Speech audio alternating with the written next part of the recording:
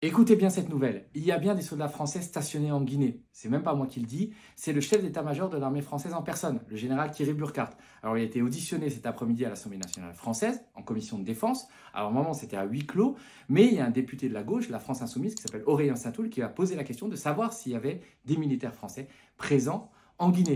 Et alors que ça n'avait jamais été rendu public, le général Thierry Burkhardt a dit que oui, il y avait bien des soldats français présents en Guinée et que même il y avait des déploiements opérationnels, je cite, de l'armée française en Guinée. Alors ça fait suite à des révélations que j'avais faites dans l'hebdomadaire Marianne en août dernier, où je racontais comment l'armée française était présente de manière très régulière à l'est du pays, à l'est de la Guinée, au camp militaire de Soronconi et près de la frontière malienne, où il formait des forces spéciales, mais aussi où il faisait du renseignement. Et puis, il surveillait cette frontière malienne si sensible, puisque vous savez que le Mali a tourné le dos à la France et a chassé l'armée française en 2022, et depuis Emmanuel Macron est en froid avec le régime d'Assimi Goïta. Donc cet aveu de Thierry Burkhardt est quand même un peu surprenant, puisqu'il avoue non seulement que la France fait de la formation vis-à-vis des forces spéciales du putschiste guinéen Mamadi Doumbouya, des forces spéciales qui, je le rappelle, sont accusées d'enlèvement d'opposants et de répression de manifestations, mais il y a carrément des déploiements opérationnels de l'armée française, c'est-à-dire que l'armée française effectue des opérations sur le territoire guinéen, lesquelles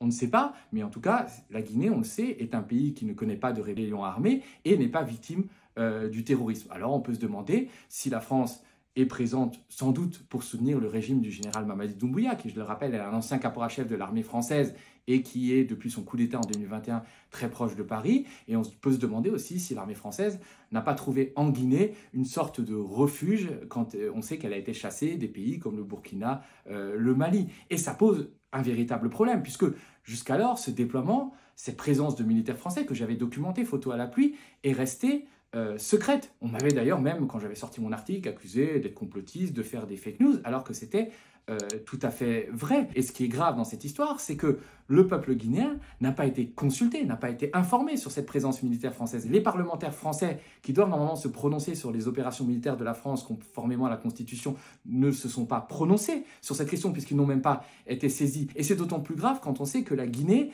a un très fort désir de souveraineté. Elle a manifesté notamment en 1958 quand elle a dit non au général de Gaulle et qu'elle est sortie de l'orbite de la France-Afrique. Et jamais en Guinée, il n'y a eu de présence opérationnelle de militaires étrangers jusqu'à aujourd'hui, jusqu'à ce que Mamadi Doumbouya, qui visiblement est le bon petit soldat des intérêts de Paris, fasse venir l'armée française. Et d'ailleurs, on le remercie, puisque contrairement aux autres putschistes du Mali, du Burkina et du Niger, lui n'a absolument aucun problème avec Paris. Paris le soutient financièrement, militairement, sécuritairement. On vient d'ailleurs de réintégrer la Guinée dans l'Organisation internationale de la francophonie, alors qu'il y a un sommet de la francophonie qui se tient à Paris la semaine prochaine. Et Mamadi Doumbouya va pouvoir se présenter tranquillement aux élections présidentielles avec le soutien de Paris et continuer à réprimer son peuple et à faire disparaître ses opposants sans que Macron ne moufte. Qu'on se le dise, la France-Afrique a encore de beaux jours devant elle et ce sont les Guinéens qui malheureusement aujourd'hui en payent le prix.